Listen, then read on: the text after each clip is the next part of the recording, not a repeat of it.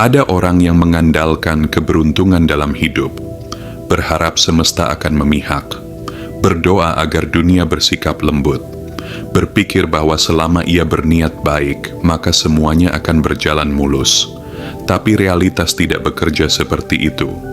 Hidup bukan tentang keberuntungan yang tiba-tiba datang.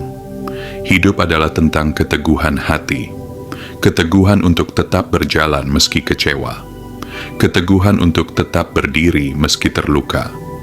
Dan itulah esensi dari filosofi stoikisme, menguatkan batin agar tidak dikalahkan oleh dunia luar.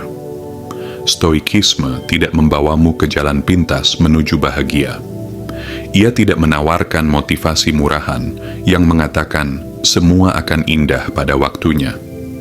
Yang diajarkan stoikisme justru sebaliknya, bahwa hidup bisa saja tidak pernah menjadi indah seperti yang kamu harapkan, tapi kamu bisa tetap tenang, tetap bernilai, tetap tegar, karena kebahagiaan sejati bukan tentang situasi, tapi tentang bagaimana kamu menyikapi situasi. Kita hidup di tengah dunia yang berubah-ubah, ekonomi naik turun, hubungan datang dan pergi, rencana bisa gagal, janji bisa dilanggar. Kamu tidak bisa mengontrol semua itu, tapi kamu selalu punya kendali atas satu hal, dirimu sendiri. Disinilah keteguhan hati diuji. Bukan saat semuanya mudah, tapi saat kamu kehilangan banyak hal, namun masih mampu bersikap baik, masih mampu menjaga arah, masih mampu tersenyum meski berat. Keteguhan hati bukan sesuatu yang datang tiba-tiba. Ia dibentuk oleh disiplin kecil yang terus dilakukan. Mulai dari cara kamu bangun pagi, cara kamu berbicara saat emosi, cara kamu bersikap saat dihina, cara kamu menjaga niat baik meski tidak dianggap. Semua itu membentuk keteguhan. Dan setiap kali kamu memilih untuk tidak dikendalikan oleh keadaan, kamu sedang menjadi stoik sejati. Banyak orang mengejar validasi. Mereka ingin diakui, ingin dipuji, ingin diterima oleh semua orang. Tapi seorang stoik tahu bahwa ketenangan bukan berasal dari apa yang orang pikirkan, melainkan dari apa yang kamu tahu tentang dirimu sendiri. Kamu bisa tetap rendah hati di puncak, dan tetap percaya diri saat kamu terjatuh.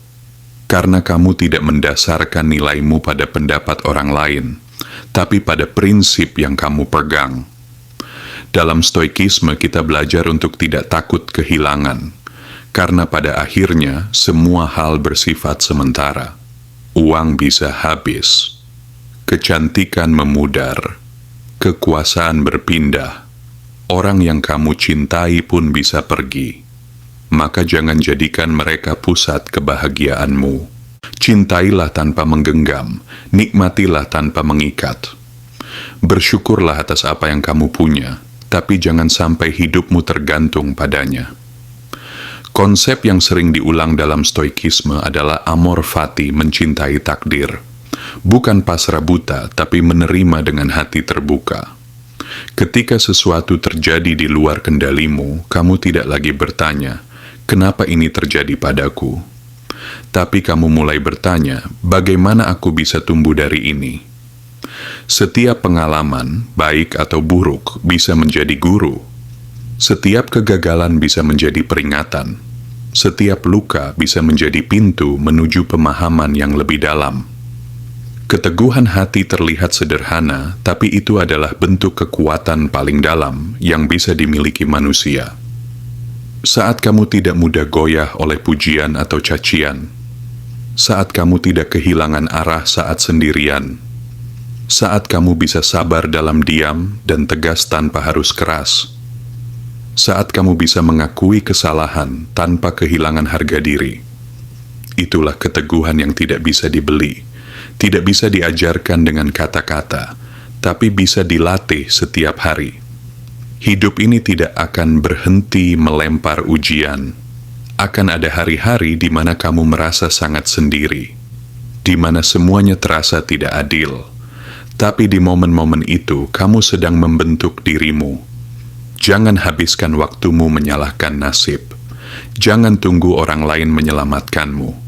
Kamu bukan korban dari dunia ini. Kamu adalah pemimpin bagi dirimu sendiri. Belajarlah dari para Stoik kuno, dari Epictetus yang terlahir sebagai budak, tapi akhirnya menjadi filsuf besar. Dari Marcus Aurelius yang mengelola kerajaan sambil tetap menulis tentang kelembutan hati dan tanggung jawab pribadi. Dari Seneca yang menjalani hidup dengan elegan meski dihantui kekuasaan politik. Mereka semua tidak hidup nyaman, tapi mereka hidup dengan martabat. Keteguhan hati bukan hanya untuk bertahan, tapi untuk menciptakan kehidupan yang punya makna. Kamu tidak hidup sekadar untuk melewati hari, tapi untuk menjadi lebih baik dari dirimu kemarin. Untuk memperbaiki cara berpikir, memperkuat cara kamu bertindak, dan memperluas cara kamu mencintai dunia, orang lain, dan terutama dirimu sendiri. Jadi mulai sekarang, jangan berharap pada keberuntungan. Jangan tunggu dunia jadi adil dulu baru kamu bergerak. Berdirilah, bahkan ketika dunia mengecewakanmu. Tersenyumlah, bahkan ketika hatimu berat. Berbuatlah baik, bahkan ketika tidak ada yang melihat. Karena kamu tahu bahwa keteguhan hati jauh lebih kuat dari keberuntungan. Dan kamu tidak butuh dunia sempurna untuk menjadi seseorang yang luar biasa.